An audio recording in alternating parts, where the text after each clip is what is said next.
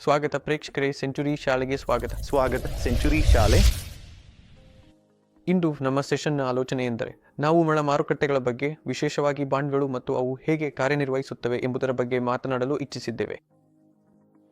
ಇಂದು ನಮ್ಮ ಜೊತೆಗೆ ಇದ್ದಾರೆ ಅಭಯ್ ಮಿಶ್ರಾ. ಅವರು ಸಂಪತ್ತು ನಿರ್ವಹಣಾ ಕ್ಷೇತ್ರದಲ್ಲಿ ಅಥವಾ ಮಾರುಕಟ್ಟೆಯಲ್ಲಿ ಕಳೆದ 15 ವರ್ಷಕ್ಕಿಂತ ಹೆಚ್ಚು ಕಾಲ ಇದ್ದಾರೆ ಮತ್ತು ಅವರ ಹೆಚ್ಚಿನ ಗಮನ ಬಾಂಡ್ಗಳು ಮತ್ತು ಸಾಧನಗಳ ಮೇಲೆ ಇದೆ. ಹಾಗಾಗಿ ನಾವು ಅವರಿಂದ ಬಾಂಡ್ಗಳು ಹೇಗೆ ಕಾರ್ಯನಿರ್ವಹಿಸುತ್ತವೆ, ಬಾಂಡ್ ಎಂದರೆ ಏನು, ಬಾಂಡ್ಗಳ ವಿವಿಧ ಪ್ರಕಾರಗಳು ಯಾವುವು, ಯಾವ ರೀತಿಯ ಹೂಡಿಕೆದಾರರಿಗೆ ಇದು ಸೂಕ್ತವಾಗಿದೆ ಎಂಬುದನ್ನು ತಿಳಿದುಕೊಳ್ಳಲು ಬಯಸಿದ್ದೇವೆ. ಮತ್ತು ಯಾರಾದರೂ ತಮ್ಮ ಪಾಲುದಾರರು ಅಥವಾ ಗ್ರಾಹಕರ ಮುಂದೆ ಬಾಂಡ್ಗಳ ಬಗ್ಗೆ ಮಾತನಾಡುವಾಗ ಅವರು ಯಾವ ವಿಷಯಗಳನ್ನು ತಿಳಿದುಕೊಳ್ಳಬೇಕು ಅಥವಾ ಚರ್ಚಿಸಬೇಕು ಎಂಬುದು ಮುಖ್ಯವಾಗಿದೆ. ಹಾಗಾದರೆ ಸ್ವಾಗತ ಅಭಯ್. ನಮಸ್ಕಾರ, ಧನ್ಯವಾದಗಳು. ನನ್ನನ್ನು ಆಹ್ವಾನಿಸಿದ್ದಕ್ಕಾಗಿ ಧನ್ಯವಾದಗಳು ಅಂಕಿತ್. ಹಾಗಾದರೆ ಸಾಧಾರಣವಾಗಿ ಅಥವಾ ಸರಳ ಭಾಷೆಯಲ್ಲಿ ಬಾಂಡ್ ಎಂದರೆ ಏನು, ಅದು ಹೇಗೆ ಕಾರ್ಯನಿರ್ವಹಿಸುತ್ತದೆ ಎಂಬುದನ್ನು ನಾನು ವಿವರಿಸಲು ಪ್ರಯತ್ನಿಸುತ್ತೇನೆ. ಇದಕ್ಕಿಂತ ಹೊರತಾಗಿ ನಮ್ಮ ಪಾಲುದಾರರು ಇದನ್ನು ತಮ್ಮ ಗ್ರಾಹಕರ ಮುಂದೆ ಹೇಗೆ ಪ್ರಸ್ತುತಪಡಿಸಬಹುದು ಮತ್ತು ಈ ಸಮಯದಲ್ಲಿ ಯಾಕೆ ಯಾರಾದರೂ ಬಾಂಡ್ಗಳಲ್ಲಿ ಹೂಡಿಕೆ ಮಾಡಬೇಕು ಎಂಬುದನ್ನು ನಾನು ವಿವರಿಸಲು ಪ್ರಯತ್ನಿಸುತ್ತೇನೆ. ಈ ಎಲ್ಲ ಅಂಶಗಳನ್ನು ನಾನು ಒಳಗೊಂಡಿರುತ್ತೇನೆ. ಹಾಗಾದರೆ ಬಾಂಡ್ ಎಂದರೆ ಏನೂ ಅಲ್ಲ, ಅದು ಒಂದು ಸಂಸ್ಥೆ ಅಥವಾ ಸರ್ಕಾರ ಅಥವಾ ರಾಜ್ಯ ಸರ್ಕಾರವಾಗಿರಲಿ ಅಥವಾ ಕೇಂದ್ರ ಸರ್ಕಾರವಾಗಿರಲಿ ಹಣವನ್ನು ಸಾಲವಾಗಿ ಪಡೆಯುವ ಒಂದು ವಿಧಾನ. ಹಾಗಾದರೆ ಒಂದು ಕಂಪನಿ ಅಥವಾ ಸರ್ಕಾರವು ವಿಸ್ತರಣೆಗೆ ಯೋಚಿಸುತ್ತಿದ್ದಾಗ ಅದು ಅವರ ಕಾರ್ಖಾನೆ ವಿಸ್ತರಣೆಯಾಗಿರಬಹುದು, ಯಂತ್ರೋಪಕರಣಗಳ ವಿಸ್ತರಣೆಯಾಗಿರಬಹುದು, ಅಥವಾ ದೇಶದ ವಿವಿಧ ಭಾಗಗಳಲ್ಲಿ ಅಥವಾ ವಿದೇಶದಲ್ಲಿಯೂ ತಮ್ಮ ವ್ಯವಹಾರ ವಿಸ್ತರಣೆಗೆ ಯೋಚಿಸುತ್ತಿದ್ದಾಗ ಅದಕ್ಕಾಗಿ ಹಣ ಸಂಗ್ರಹಿಸುವ ಹಲವು ಮಾರ್ಗಗಳಿವೆ. ಒಂದು ವಿಧಾನವೆಂದರೆ ಅವರು ನೇರವಾಗಿ ಬ್ಯಾಂಕ್ಗೆ ಹೋಗಿ ಹಣವನ್ನು ಸಾಲವಾಗಿ ಪಡೆದು ಆ ಹಣವನ್ನು ತಮ್ಮ ವಿಸ್ತರಣೆ ಮತ್ತು ಇತರ ಕಾರ್ಯಗಳಿಗೆ ಬಳಸುತ್ತಾರೆ. ಇನ್ನೊಂದು ಮಾರ್ಗವೆಂದರೆ ಅವರು ಬಂಡವಾಳ ಮಾರುಕಟ್ಟೆಗೆ ಹೋಗಿ ಬಾಂಡ್ಗಳನ್ನು ಬಿಡುಗಡೆ ಮಾಡುವ ಮೂಲಕ ಹಣವನ್ನು ಸಂಗ್ರಹಿಸುತ್ತಾರೆ. ಹಾಗಾದರೆ ಸರಳವಾಗಿ ಹೇಳುವುದಾದರೆ ಬಾಂಡ್ ಎಂದರೆ ಯಾರಾದರೂ ಹಣವನ್ನು ಸಂಗ್ರಹಿಸುವಾಗ ಅಥವಾ ಸಾಲವಾಗಿ ಪಡೆಯುವಾಗ ಅದಕ್ಕೆ ಬಡ್ಡಿಯನ್ನು ನೀಡುವ ವಾಗ್ದಾನ ಮತ್ತು ವಿವಿಧ ಭದ್ರತೆಗಳ ಮೂಲಕ ಆ ಹಣವನ್ನು ಭದ್ರಪಡಿಸುವುದು. ಇದು ಸಂಕ್ಷಿಪ್ತವಾಗಿ ಬಾಂಡ್ ಎಂದರ್ಥ. ಇಂದು ಮಾರುಕಟ್ಟೆಯಲ್ಲಿ ಯಾವ ರೀತಿಯ ಬಾಂಡ್ಗಳು ಲಭ್ಯವಿವೆ? ಹಾಗಾದರೆ ಕಾರ್ಪೊರೇಟ್ ಮತ್ತು ನಾನ್ ಕಾರ್ಪೊರೇಟ್ ಎರಡೂ ಬಾಂಡ್ಗಳು ಮತ್ತು ಜೊತೆಗೆ ಸರ್ಕಾರದ ಬಾಂಡ್ಗಳು ಕೂಡ ಲಭ್ಯವಿವೆ. ನಿಖರವಾಗಿ ಹೇಳುವುದಾದರೆ ಈ 3 ಸ್ವಭಾವದ ಬಾಂಡ್ಗಳು ಲಭ್ಯವಿವೆ. ಹೌದು, ನಾನು ಒಂದೊಂದಾಗಿ ವಿವರಿಸುತ್ತೇನೆ. ಸರ್ಕಾರದ ಬಾಂಡ್ಗಳು ಎಂದರೆ ಮೂಲತಃ ಭಾರತ ಸರ್ಕಾರ ಅಥವಾ ರಾಜ್ಯ ಸರ್ಕಾರ ಬಿಡುಗಡೆ ಮಾಡುವ ಬಾಂಡ್ಗಳು. ಇದರಿಂದ ಅವರು ವಿವಿಧ ಮೂಲಸೌಕರ್ಯ ಯೋಜನೆಗಳಿಗೆ ಹಣ ಸಂಗ್ರಹಿಸುತ್ತಾರೆ. ಇದು ದೇಶ ಮತ್ತು ರಾಜ್ಯದ ಅಭಿವೃದ್ಧಿಗೆ ಬಳಸಲಾಗುತ್ತದೆ. ಅದರ ಬದಲಾಗಿ ಸರ್ಕಾರ ನಿಮಗೆ ನಿರ್ದಿಷ್ಟ ಶೇಕಡಾ ಬಡ್ಡಿಯನ್ನು ನೀಡುತ್ತದೆ. ಈ ಬಾಂಡ್ಗಳು ಸರ್ಕಾರದಿಂದ ಬೆಂಬಲಿತವಾಗಿರುವುದರಿಂದ ಅದು ರಾಜ್ಯ ಸರ್ಕಾರವಾಗಿರಲಿ ಅಥವಾ ಕೇಂದ್ರ ಸರ್ಕಾರವಾಗಿರಲಿ ಅವುಗಳು ಅತ್ಯಂತ ಭದ್ರವಾಗಿವೆ. ಅದಕ್ಕಾಗಿ ಅವುಗಳನ್ನು ಸಾಮಾನ್ಯವಾಗಿ ಕ್ರೆಡಿಟ್ ರೇಟಿಂಗ್ನಲ್ಲಿ ಅತ್ಯುನ್ನತವಾಗಿ ವರ್ಗೀಕರಿಸಲಾಗುತ್ತದೆ ಮತ್ತು ಗ್ರಾಹಕ ಅಥವಾ ಅಂತಿಮ ಬಳಕೆದಾರರಿಗೆ ನೀಡುವ ಬಡ್ಡಿ ದರದಲ್ಲಿ ಒಳ್ಳೆಯ ಆದಾಯವನ್ನು ನೀಡುತ್ತವೆ. ಹೌದು, ಇದೀಗ ಬಾಂಡ್ಗಳನ್ನು ಹೊರಡಿಸುವ ಎರಡನೇ ವಿಧಾನವೆಂದರೆ ಕಂಪನಿಗಳು ಹೊರಡಿಸುವುದು. ಅವರು ತಮ್ಮ ತಾತ್ಕಾಲಿಕ ಕಾರ್ಯನಿಧಿ ಅಗತ್ಯಗಳಿಗೂ ಹಾಗೂ ದೀರ್ಘಕಾಲಿಕ ವಿಸ್ತರಣಾ ವ್ಯವಹಾರ ಯೋಜನೆಗಳಿಗೂ ಹಣವನ್ನು ಸಾಲವಾಗಿ ಪಡೆಯುತ್ತಾರೆ. ಇದರ ಮೂಲಕ ಹಾಗಾದರೆ ಅವರು ಈ ಹಣವನ್ನು ಹೇಗೆ ಸಂಗ್ರಹಿಸುತ್ತಾರೆ ಎಂದರೆ ತಾತ್ಕಾಲಿಕ ಅಗತ್ಯಗಳಿಗೆ ಶಾರ್ಟ್ ಟರ್ಮ್ ಪೇಪರ್ಗಳನ್ನು, ಇಲ್ಲಿ ಪೇಪರ್ ಎಂದರೆ ಬಾಂಡ್ಗಳು, ಹೊರಡಿಸುತ್ತಾರೆ ಮತ್ತು ದೀರ್ಘಕಾಲಿಕ ಉದ್ದೇಶಗಳಿಗೆ ಲಾಂಗ್ ಟರ್ಮ್ ಬಾಂಡ್ಗಳನ್ನು ಹೊರಡಿಸುತ್ತಾರೆ. ಮತ್ತೊಮ್ಮೆ ಬಡ್ಡಿಯ ಬದಲಾಗಿ ಆ ಬಡ್ಡಿ ಆ ಸಾಧನದ ಸ್ವಭಾವದ ಮೇಲೆ ಅವಲಂಬಿತವಾಗಿರಬಹುದು. ಅದು ಮಾಸಿಕ ಬಡ್ಡಿ ಪಾವತಿಸುವ ಬಾಂಡ್ ಆಗಿರಬಹುದು, ತ್ರೈಮಾಸಿಕ ಬಡ್ಡಿ ಪಾವತಿಸುವ ಬಾಂಡ್ ಆಗಿರಬಹುದು, ವಾರ್ಷಿಕ ಬಡ್ಡಿ ಪಾವತಿಸುವ ಬಾಂಡ್ ಆಗಿರಬಹುದು, ಅಥವಾ ಯಾವುದೇ ಅವಧಿ ಇಲ್ಲದ ಶಾಶ್ವತ ಬಾಂಡ್ ಆಗಿರಬಹುದು. ಮೂರನೆಯದು ಎಂದರೆ ಕಂಪನಿಗಳು ಹೊರಡಿಸುವ ಆದರೆ ಪಟ್ಟಿ ಮಾಡದ ಬಾಂಡ್ಗಳು. ಹಾಗಾದರೆ ನಿಮಗೆ ಪಟ್ಟಿ ಮಾಡಲಾದ ಬಾಂಡ್ಗಳು ಇವೆ, ಪಟ್ಟಿ ಮಾಡದ ಬಾಂಡ್ಗಳು ಇವೆ, ಸರ್ಕಾರದ ಸಂಸ್ಥೆಗಳು ಹೊರಡಿಸುವ ಬಾಂಡ್ಗಳು ಇವೆ. ಅದು ಕೇಂದ್ರ ಸರ್ಕಾರದ ಬಾಂಡ್ ಆಗಿರಬಹುದು ಅಥವಾ ರಾಜ್ಯ ಸರ್ಕಾರದ ಬಾಂಡ್ ಆಗಿರಬಹುದು ಅಥವಾ ಸರ್ಕಾರ ಬಹುಪಾಲು ಹೂಡಿಕೆ ಹೊಂದಿರುವ PSU ಬಾಂಡ್ ಆಗಿರಬಹುದು.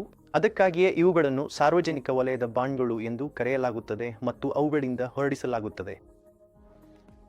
ಈಗ ನಿಮ್ಮ ಮೂರನೇ ಪ್ರಶ್ನೆ, ಅದು ಪೋರ್ಟ್ಫೋಲಿಯೋದಲ್ಲಿ ಹೇಗೆ ಸ್ಥಾನ ಪಡೆಯಬಹುದು ಎಂಬುದು. ಹಾಗಾದರೆ ನಾವು ಯಾವುದೇ ಗ್ರಾಹಕ ಅಥವಾ ಸಂಸ್ಥೆಗೆ ಪೋರ್ಟ್ಫೋಲಿಯೋ ರೂಪಿಸುವಾಗ 2 ರೀತಿಯ ಹೂಡಿಕೆಗಳನ್ನು ಮಾಡಲಾಗುತ್ತದೆ.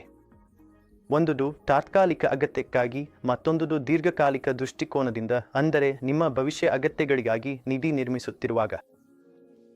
ಹಾಗಾದರೆ ನಗದು ಹರಿವಿನ ಅಗತ್ಯವಿದ್ದರೆ ಈ ಬಾಂಡ್ಗಳ ಮೂಲಕ ಸಂಸ್ಥೆಗಳು ತಮ್ಮ ಹಣವನ್ನು ತಾತ್ಕಾಲಿಕವಾಗಿ ನಿಲ್ಲಿಸುತ್ತವೆ, ಏಕೆಂದರೆ ಅವರಿಗೆ ದೀರ್ಘಾವಧಿಯ ದೃಷ್ಟಿಕೋನವಿಲ್ಲ. ಆದ್ದರಿಂದ ಅವರು ದೀರ್ಘಾವಧಿಯ ಹೂಡಿಕೆಗೆ ಹೋಗಲು ಸಾಧ್ಯವಿಲ್ಲ.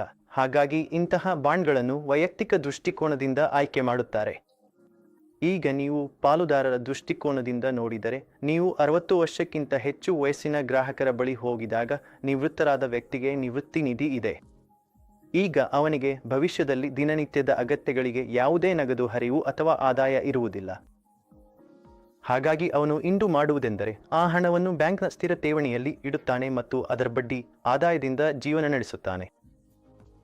ಅದರಲ್ಲಿ ಹೋದರೆ ಅದು ನಿರ್ದಿಷ್ಟ ಶೇಕಡಾವಾರು ಮಟ್ಟದಲ್ಲಿ ಮಿತಿಗೊಳಿಸಲಾಗುತ್ತದೆ.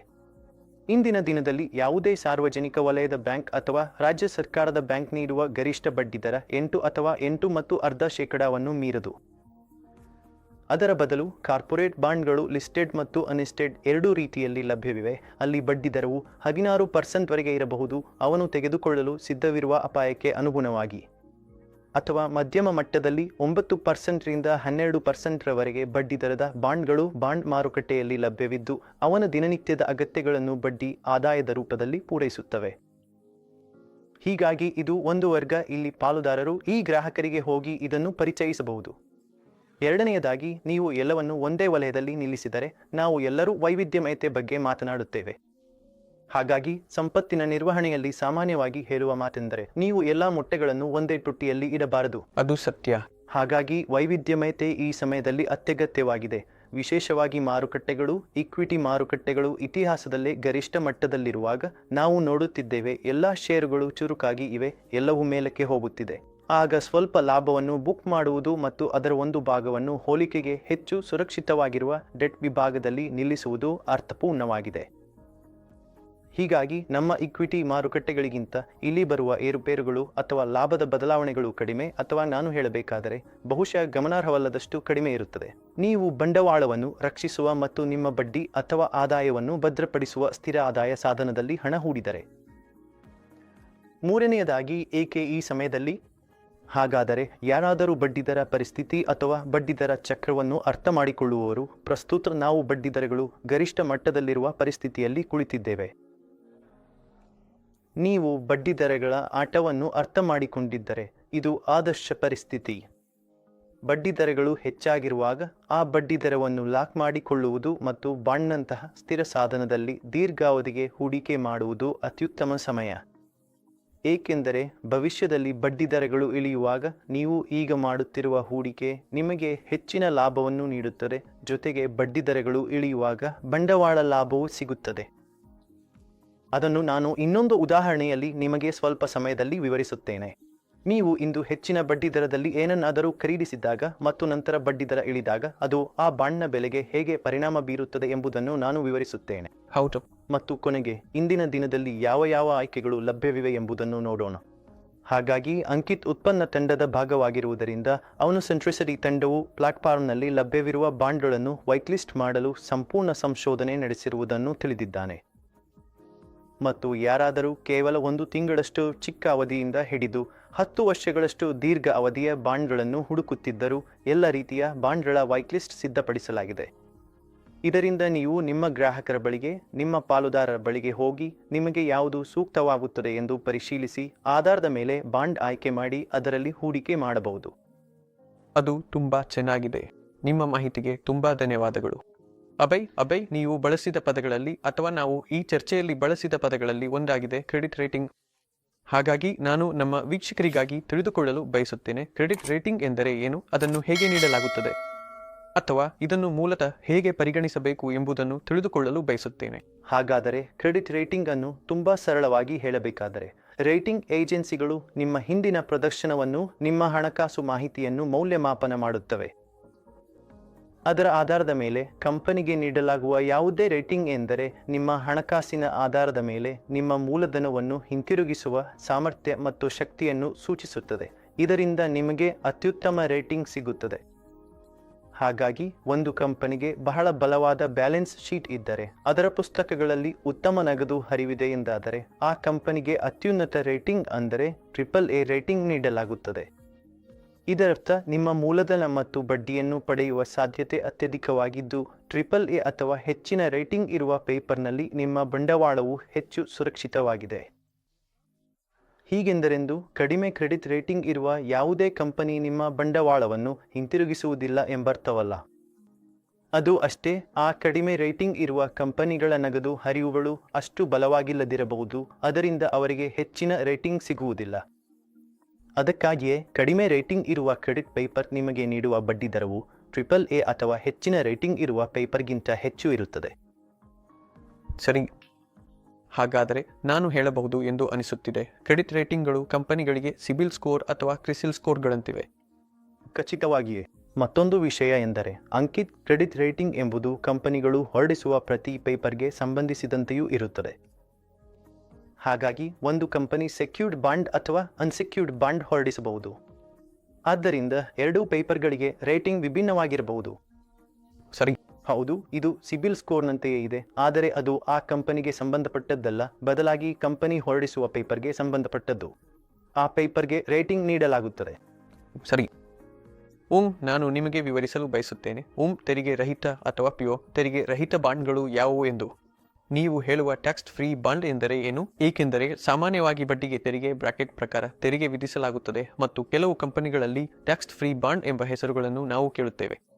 ನಾವು ಅವುಗಳ ಬಗ್ಗೆ ಹೇಗೆ ಮುಂದುವರಿಯಬೇಕು ಎಂಬುದನ್ನು ತಿಳಿದುಕೊಳ್ಳಲು ಬಯಸುತ್ತಿದ್ದೇವೆ. ಹಾಗಾದರೆ ಟ್ಯಾಕ್ಸ್ ಫ್ರೀ ಬಾಂಡ್ಗಳು ಸಾಮಾನ್ಯವಾಗಿ PSUಗಳಿಂದ ಹೊರಡಿಸಲಾಗುವ ಬಾಂಡ್ಗಳಾಗಿವೆ, ಅಂದರೆ ಭಾರತ ಸರ್ಕಾರದ ಅಧೀನದಲ್ಲಿರುವ ಸಂಸ್ಥೆಗಳು. ಇವುಗಳು ಬಹಳ ದೀರ್ಘಾವಧಿಗೆ ಹಣವನ್ನು ಸಾಲವಾಗಿ ಪಡೆಯುವಾಗ ಹೂಡಿಕೆದಾರರಿಗೆ ಆಕರ್ಷಕ ಆಯ್ಕೆಯನ್ನು ನೀಡಲು ಪ್ರಯತ್ನಿಸುತ್ತವೆ. ಅಂದರೆ ಇಂತಹ ಬಾಂಡ್ಗಳ ಮೇಲೆ ಯಾವುದೇ ತೆರಿಗೆ ವಿಧಿಸಲಾಗುವುದಿಲ್ಲ, ಇದರಿಂದ ಹಣವನ್ನು ದೀರ್ಘಾವಧಿಗೆ ಹೂಡಲು ಪ್ರೋತ್ಸಾಹ ನೀಡಲಾಗುತ್ತದೆ. ಅದಕ್ಕಾಗಿಯೇ ನೀವು ಹೂಡಿಕೆದಾರರಾಗಿ ಇಂತಹ ಬಾಂಡ್ಗಳಲ್ಲಿ ಹೂಡಿಕೆ ಮಾಡಿದರೆ ಆ ಬಾಂಡ್ಗಳ ಮೇಲೆ ಯಾವುದೇ ತೆರಿಗೆ ವಿಧಿಸಲಾಗುವುದಿಲ್ಲ. ಹೀಗಾಗಿ ನೀವು ಆ ಸಾಧನಗಳಿಂದ ಪಡೆಯುವ ಯಾವುದೇ ಆದಾಯವು ನಿಮ್ಮ ಕೈಯಲ್ಲಿ ತೆರಿಗೆಯಿಂದ ಮುಕ್ತವಾಗಿರುತ್ತದೆ. ಹೀಗಾಗಿ ನೀವು 10% ತೆರಿಗೆ ಶ್ರೇಣಿಯಲ್ಲಿ ಇರಲಿ ಅಥವಾ 39% ತೆರಿಗೆ ಶ್ರೇಣಿಯಲ್ಲಿ ಇರಲಿ, ನಿಮಗೆ ಬಡ್ಡಿ ಆದಾಯವು ಸಂಪೂರ್ಣವಾಗಿ ತೆರಿಗೆಯಿಂದ ಮುಕ್ತವಾಗಿರುತ್ತದೆ. ಸರಿ. ಹೌದು, ಇನ್ನೊಂದು ವಿಷಯ, ನಾನು ಬಾಂಡ್ನಲ್ಲಿ ಹೂಡಿಕೆ ಮಾಡಲು ಇಚ್ಛಿಸುತ್ತೇನೆ ಎಂದು ಹೇಳೋಣ. ನಾವು ಒಂದು ಕಂಪನಿಯನ್ನು ಆಯ್ಕೆ ಮಾಡಿದ್ದೇವೆ ಮತ್ತು ನಾನು ನನ್ನ ಹಣವನ್ನು ಕೇವಲ 6 ತಿಂಗಳು ಮಾತ್ರ ಹೂಡಿಕೆ ಮಾಡಲು ಬಯಸುತ್ತೇನೆ. ಅದು ಆ ರೀತಿಯ ವಿಷಯಗಳು ಸಾಧ್ಯವೇ? ಇದರಲ್ಲಿ ಕಸ್ಟಮೈಸೇಷನ್ಗಳು ಸಾಧ್ಯವೇ? ಅಥವಾ ನಿಮಗೆ ಗೊತ್ತಾ, ಒಂದು ಕಾಗದ ನಾನು ಸ್ಥಿರವಾದ ಮೆಚುರಿಟಿ ನೀಡಿದ್ದರೆ ನಾನು ಅದರಲ್ಲಿ ಮಾತ್ರ ಹೂಡಿಕೆ ಮಾಡಬೇಕು ಎಂದು ಹೇಳೋಣ. ಇಲ್ಲ, ಇದರ ಕಾರ್ಯವಿಧಾನ ಹೀಗಿದೆ ಎಂದರೆ ಎಲ್ಲ ಈ ಪಟ್ಟಿ ಮಾಡಲಾದ ಬಾಂಡ್ಗಳು ಸಹ ಸ್ವಭಾವತಃ ವ್ಯಾಪಾರ ಮಾಡಬಹುದಾದವು. ಸರಿ. ಹಾಗಾಗಿ ನೀವು ಯಾವುದೇ ಚೈಸ ಡಿಸ್ಟ್ರಿಬ್ಯೂಟರ್ಗೆ ಹೋಗಬೇಕೆಂದು ಅನಿಸದಿದ್ದರೂ ನೀವು ನೇರವಾಗಿ NIS ವೆಬ್ಸೈಟ್ಗೆ ಹೋಗಬಹುದು ಮತ್ತು ಬಾಂಡ್ಗಳನ್ನು ಹುಡುಕಿದರೆ ಅಲ್ಲಿ ಪಟ್ಟಿ ಮಾಡಲಾದ ಬಾಂಡ್ಗಳು ಲಭ್ಯವಿವೆ. ನೀವು ಇಂದು ಷೇರು ಖರೀದಿಸುವ ರೀತಿಯಲ್ಲಿ ನೀವು ಪಟ್ಟಿ ಮಾಡಲಾದ ಬಾಂಡ್ಗಳನ್ನು ಕೂಡ NIS ಪೋರ್ಟಲ್ಗಳ ಮೂಲಕ ಖರೀದಿಸಬಹುದು. ಅದೇ ರೀತಿಯಲ್ಲಿ ನೀವು ಮಾರಾಟದವರಾಗಿಯೂ ಆ ಪೇಪರ್ ಅನ್ನು ಲಿಕ್ವಿಡೇಟ್ ಮಾಡಬಹುದು. ಹಾಗಾಗಿ ನೀವು ನಿರ್ದಿಷ್ಟ ಅವಧಿಗೆ ಖರೀದಿಸಲು ಬೇಕಾದ ಅಗತ್ಯವಿದ್ದರೆ 2 ಆಯ್ಕೆಗಳು ಇವೆ. ಒಂದು ಎಂದರೆ ನೀವು ಹುಡುಕುತ್ತಿರುವ ಅವಧಿಗೆ ಉಳಿದಿರುವ ಮ್ಯಾಚುರಿಟಿಯುಳ್ಳ ಬಾಂಡ್ ಅನ್ನು ನೀವು ಹುಡುಕಬಹುದು. ಸರಿ. ಹಾಗಾದರೆ ನಾನು ಹೂಡಿಕೆದಾರನಾಗಿದ್ದೇನೆ ಮತ್ತು ನನಗೆ 6 ತಿಂಗಳು ಮಾತ್ರ ಹಣವಿದೆ ಎಂದು ಊಹಿಸೋಣ. ಹಾಗಾದರೆ ನಾನು 6 ತಿಂಗಳೊಳಗೆ ಮ್ಯಾಚೂರ್ ಆಗುವ ಬಾಂಡ್ಗಳನ್ನು ಹುಡುಕಬಹುದು. ಇದರಿಂದ ನನ್ನ ಹಣ ಹೆಚ್ಚು ಕಾಲ ಲಾಕ್ ಆಗುವುದಿಲ್ಲ. ಅದು ಒಂದು ಆಯ್ಕೆ ಲಭ್ಯವಿದೆ. ಇನ್ನೊಂದು ಆಯ್ಕೆ ಎಂದರೆ ನೀವು ದೀರ್ಘಾವಧಿಯ ಬಾಂಡ್ಗೆ ಹೂಡಿಕೆ ಮಾಡಬಹುದು, ಆದರೆ ನೀವು 6 ತಿಂಗಳ ಅವಧಿಗೆ ಮಾತ್ರ ಹೂಡಿಕೆ ಮಾಡಬಹುದು. ಹಾಗಾಗಿ ನೀವು 6 ತಿಂಗಳ ನಂತರ ಲಿಕ್ವಿಡೇಟ್ ಮಾಡಬೇಕಾದಾಗ ನಿರ್ದಿಷ್ಟವಾಗಿ ನಿರ್ಗಮಿಸಬಹುದು ಎಂಬ ಖಚಿತತೆಯೊಂದಿಗೆ ಹೂಡಿಕೆ ಮಾಡಬಹುದು. ಇಂತಹ ಬಾಂಡ್ಗಳಿಗೆ ಆದರ್ಶವಾಗಿ ನೀವು ಹೆಚ್ಚಿನ ಲಿಕ್ವಿಡಿಟಿಯುಳ್ಳ ಬಾಂಡ್ಗಳಲ್ಲಿ ಹೂಡಿಕೆ ಮಾಡಬೇಕು. ಇದರಿಂದ ನಿರ್ಗಮನದಲ್ಲಿ ನಿಮಗೆ ತೊಂದರೆ ಆಗದು. ಆದರೆ ನಂತರ ಈ ಪತ್ರಿಕೆಗಳು ಲಭ್ಯವಿದೆ. ಸರಿ. ಹೌದು, ಚೆನ್ನಾಗಿದೆ.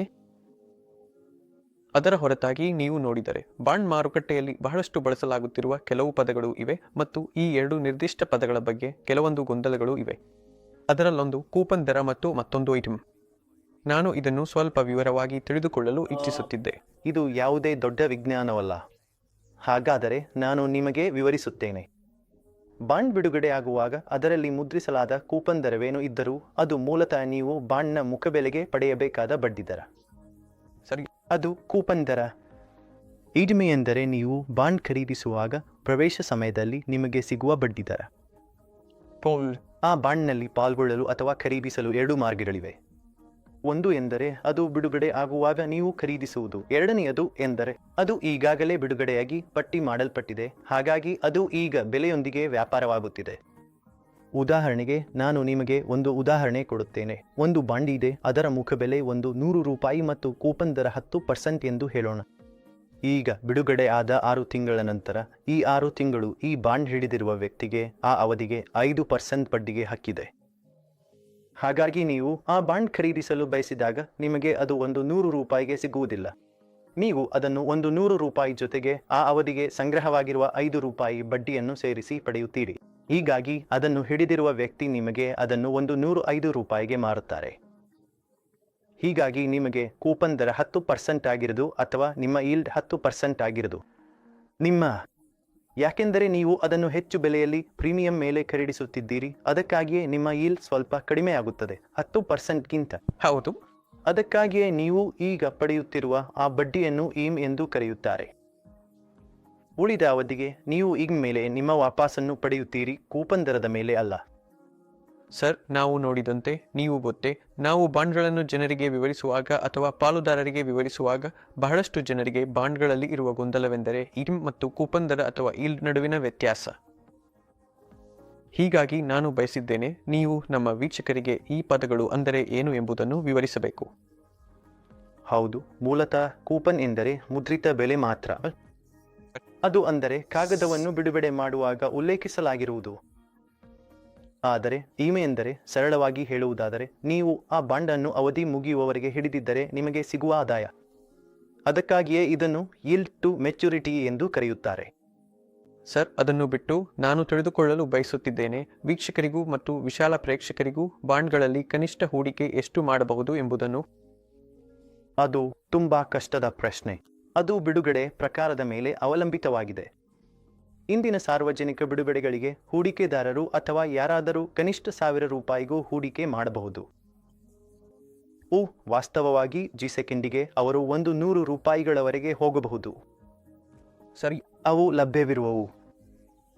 ಆದರೆ ಪಟ್ಟಿ ಮಾಡದ ಪೇಪರ್ಗಳಿಗೆ ಕನಿಷ್ಠ ಹೂಡಿಕೆ ಇನ್ನೂ ಪ್ರತಿ ಬಾಂಡ್ಗೆ ₹1,00,000. ಸರ್, ಬಾಂಡ್ಗಳಿಂದ ಯಾರಾದರೂ ನಿರೀಕ್ಷಿಸಬಹುದಾದ ಆದಾಯ ಎಷ್ಟು? ನಾವು ಇಕ್ವಿಟಿ ಬಗ್ಗೆ ಮಾತನಾಡುವಾಗ ಸಾಮಾನ್ಯವಾಗಿ ಜನರು 12ರಿಂದ 15%ರವರೆಗೆ ನಿರೀಕ್ಷಿತ ಆದಾಯವನ್ನು ಹೊಂದಿರುತ್ತಾರೆ. ಬಾಂಡ್ಗಳಂತಹ ಆಸ್ತಿ ವರ್ಗದಲ್ಲಿ ಹೂಡಿಕೆ ಮಾಡಿದರೆ ಯಾರಾದರೂ ನಿರೀಕ್ಷಿಸಬಹುದಾದ ಆದಾಯ ಎಷ್ಟು? ನೋಡಿ, ಮತ್ತೆ ಜನರಲ್ಲಿ ಒಂದು ತಪ್ಪು ಕಲ್ಪನೆ ಇದೆ. ಬಾಂಡ್ಗಳು ಎಂದರೆ ಕೇವಲ ಏಕ ಅಂಕಿಯ ಆದಾಯ ಅಥವಾ ತುಂಬಾ ಭದ್ರವಾಗಿವೆ ಎಂದು. ಹಾಗಾಗಿ 2 ಅಂಶಗಳು, ಅದು ಭದ್ರವಾಗಿರಲಿ ಅಥವಾ ಕಡಿಮೆ ಆದಾಯವಿರಲಿ, ಬಾಂಡ್ಗಳಲ್ಲಿ ಹೂಡಿಕೆ ಮಾಡುವ ವ್ಯಕ್ತಿ ಕನಿಷ್ಠ 5%ರಿಂದ 15%ರವರೆಗೆ ಆದಾಯವನ್ನು ನಿರೀಕ್ಷಿಸಬಹುದು. ಆದರೆ ಇದು ಅವನು ಬಾಂಡ್ನಲ್ಲಿ ತೆಗೆದುಕೊಳ್ಳಲು ಸಿದ್ಧನಿರುವ ಅಪಾಯದ ಪ್ರಕಾರ ನಿರ್ಧಾರವಾಗುತ್ತದೆ. ಹೆಚ್ಚು ಅಪಾಯವಿರುವ ಬಾಂಡ್ ಹೂಡಿಕೆಗೆ ಮತ್ತು ಇಕ್ವಿಟಿಗೆ ಇರುವ ಏಕೈಕ ವ್ಯತ್ಯಾಸವೆಂದರೆ ಬಾಂಡ್ನಲ್ಲಿ ಆದಾಯದ ಖಚಿತತೆ ಬಹುತೇಕ ಭದ್ರವಾಗಿದೆ. ನೀವು ಬಾಂಡ್ಗೆ ಹೂಡಿಕೆ ಮಾಡಿದ ದಿನದಿಂದಲೇ ಅದು ಡೇಟೆಡ್ AAA ಆಗಿರಲಿ ಅಥವಾ BBB ಆಗಿರಲಿ, ನೀವು ಯಾವ ರೀತಿಯ ಆದಾಯವನ್ನು ನಿರೀಕ್ಷಿಸಬೇಕು ಎಂಬುದು ನಿಮಗೆ ಗೊತ್ತಿರುತ್ತದೆ ಮತ್ತು ಅದು ಮೊದಲ ದಿನದಿಂದಲೇ ನಿಶ್ಚಿತವಾಗಿರುತ್ತದೆ. ಆದರೆ ಇಕ್ವಿಟಿಯಲ್ಲಿ ಆದಾಯ ಪೂರ್ವ ನಿರ್ಧಾರಿತವಾಗಿರುವುದಿಲ್ಲ, ಅದು ಬದಲಾಗಬಹುದು. ಆದರೆ ಇಕ್ವಿಟಿಯಲ್ಲಿ ಆದಾಯದ ಖಚಿತತೆ ಇಲ್ಲ. ಆದರೆ ಬಾಂಡ್ನಲ್ಲಿ ಅದು ನಿಶ್ಚಿತವಾಗಿರುತ್ತದೆ ಮತ್ತು ಹೌದು, ನೀವು ಅಥವಾ ನಾನು 12% ಬಾಂಡ್ ಅಥವಾ 15% ಬಾಂಡ್ನ ಪೇಪರ್ ಹೊಂದಿರಬಹುದು. ಅದು ಅವನು ಆರಾಮವಾಗಿರುವ ರೇಟಿಂಗ್ ವರ್ಗ ಅಥವಾ ಕ್ರೆಡಿಟ್ಗೆ ಅವಲಂಬಿತವಾಗಿರುತ್ತದೆ. ಸರಿ, ಉದಾಹರಣೆಗೆ ಹೇಳಬೇಕಾದರೆ ಸೆಂಟ್ರಿಸಿಟಿಯಲ್ಲಿಯೂ ನಾವು ಕೆಲವು ಪೇಪರ್ಗಳನ್ನು ಸಲಹೆ ನೀಡುತ್ತಿದ್ದೇವೆ, ಅಲ್ಲಿ ಆದಾಯವು 12ರಿಂದ 14% ವರೆಗೆ ಇರಬಹುದು. ಸರಿ, ಅಲ್ಲಿ ಕ್ರೆಡಿಟ್ ಪಕ್ಷದಲ್ಲಿ ಸ್ವಲ್ಪ ಕಡಿಮೆ ಇದೆ. ಹೌದು. ಆದರೆ ಆ ಹಣದ ಹರಿವುಗಳು ಅದನ್ನು ಬೆಂಬಲಿಸಲು ಇವೆ. ಅದಕ್ಕಾಗಿಯೇ ನಾವು ಅದನ್ನು ನೋಡಲು ಇಚ್ಛಿಸುವವರಿಗೆ ಶಿಫಾರಸು ಮಾಡುತ್ತಿದ್ದೇವೆ. ಮತ್ತು ಯಾರಾದರೂ ತುಂಬಾ ಸುರಕ್ಷಿತ ಪೇಪರ್ ನೋಡುತ್ತಿದ್ದರೆ ಅವನು ಸುಮಾರು 5 ಮತ್ತು ಅರ್ಧರಿಂದ 6% ಆದಾಯ ನಿರೀಕ್ಷಿಸಬಹುದು. ನಿಮ್ಮ ಸಮಯಕ್ಕಾಗಿ ತುಂಬಾ ಧನ್ಯವಾದಗಳು ಸರ್. ನಿಮ್ಮನ್ನು ಇಲ್ಲಿ ಹೊಂದಿದ್ದಕ್ಕೆ ಸಂತೋಷವಾಗಿದೆ ಮತ್ತು ನಮ್ಮ ವೀಕ್ಷಕರು ಇಂದು ನಿಮ್ಮಿಂದ ಬಹಳಷ್ಟು ಕಲಿತಿದ್ದಾರೆ ಎಂದು ನಂಬುತ್ತೇನೆ. ಹೌದು, ನನ್ನನ್ನು ಆಹ್ವಾನಿಸಿದ್ದಕ್ಕೆ ಧನ್ಯವಾದಗಳು ಮತ್ತು ಬಾಂಡ್ಗಳಲ್ಲಿ ಹೂಡಿಕೆ ಮಾಡಿ. ನಾವೆಲ್ಲರೂ ಬಾಂಡ್ಗಳಲ್ಲಿ ಹೂಡಿಕೆ ಮಾಡುವ ಮೂಲಕ ಹುಟ್ಟಬೇಕಾದ ಸಮಯ ಇದು. ನಾನು ನಿಮ್ಮನ್ನು ಮತ್ತು ಎಲ್ಲ ಪಾಲುದಾರರು ಹಾಗೂ ವೀಕ್ಷಕರನ್ನು ನಮ್ಮ ಚಾನೆಲ್ಗೆ ಲೈಕ್, ಶೇರ್ ಮತ್ತು ಸಬ್ಸ್ಕ್ರೈಬ್ ಮಾಡಲು ವಿನಂತಿಸುತ್ತೇನೆ. ಧನ್ಯವಾದಗಳು ಸರ್. ಧನ್ಯವಾದಗಳು ಅಂಕಿತ್ ಸರ್. ಸಂಪರ್ಕಕ್ಕೆ ಧನ್ಯವಾದಗಳು ಮತ್ತು ಸಬ್ಸ್ಕ್ರೈಬ್ ಮಾಡಿ.